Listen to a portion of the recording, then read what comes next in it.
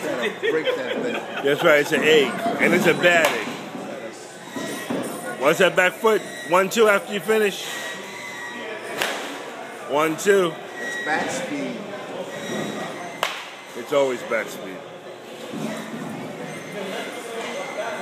You know what kills me about guys that say they slow down their swing when the pitches slow down. Throw slow. Then they start swinging slow.